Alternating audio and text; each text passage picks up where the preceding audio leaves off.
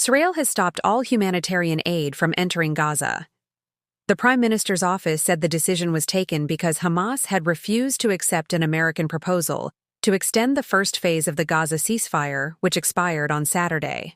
The proposal included a 6-week extension of the ceasefire to cover the Muslim Ramadan and Jewish Passover periods.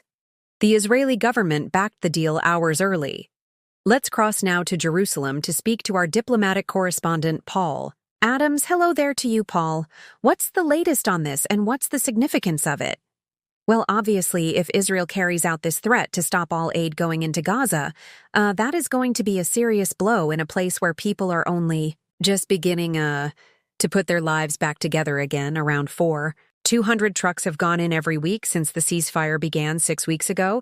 If all of that stops, IT is going to increase hardship in the Gaza Strip considerably. We don't yet know whether that threat has been carried out, but it's certainly a threat that was made an hour or so ago, and it is part of a negotiating process that is a pretty rough one at the moment because essentially we should now be into Phase 2 of the Gaza ceasefire deal. Phase 1 ended yesterday. We should be into a phase in which the rest of the living Israeli hostages are released, and crucially, Israel starts to withdraw its troops from the Gaza Strip. Israel wants an extension, and Israel says that it is supporting an American proposal for an extension that would take us essentially to the middle of April. We haven't had any word from the Americans. We don't know the exact nature of the proposal. But that is what the Israeli government says it is willing to do. Hamas are saying that they reject that, and they are applying their own pressure last night.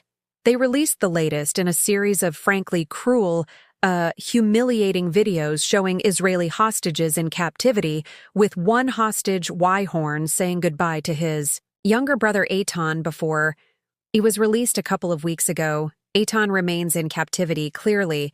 That was Hamas applying what pressure it can on the Israeli government to go ahead with Phase 2 of the ceasefire deal. So we are in a situation of deadlock, with each side applying all the pressure and the mechanisms they can, and with no sign at the moment of a breakthrough. All of this, of course, raises the very real possibility that at some stage we may see a return to fighting in Gaza. So just to bring the line that has come from Hamas, as you said that you have said, they don't respond to pressure. That's what they said in their statement. This decision, Hamas has said in a statement, complicates matters and affects the negotiation process, and Hamas doesn't respond to pressures. Hamas official, they're speaking to the Reuters news agency. I mean, the timing of this in a statement that came from the Mr. Netanyahu's office, there was the line that on the 42nd day, if there were issues fighting, we would continue. Where are we on that poll? Well, exactly. I mean, that is what a lot of people think is the likely outcome eventually, because Hamas have shown no willingness to remove themselves as the kind of military power in Gaza as Israel demands, and Mr. Netanyahu seems determined that the full dismantling and destruction of Hamas is one of his principal war goals. So those the two sides are completely at odds, obviously, as they have been all along on the eventual outcome of all of this. So that is why there is this intensive diplomatic effort to see if there can be some kind of bridging proposal that we're told is what the Americans are offering. An extension of Phase 1 to allow for the release of all the remaining living Israeli hostages and perhaps some of the dead ones too.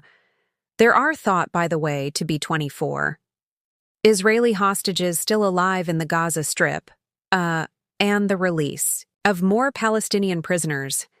But if Israel is sticking to its position that it will not begin its military withdrawal from the Gaza Strip, then it is very unlikely that Hamas are going to agree to this proposal.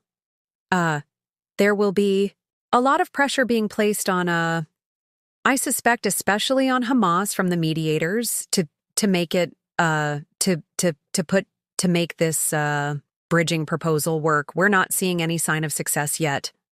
Okay, Paul Adams, thank you very much.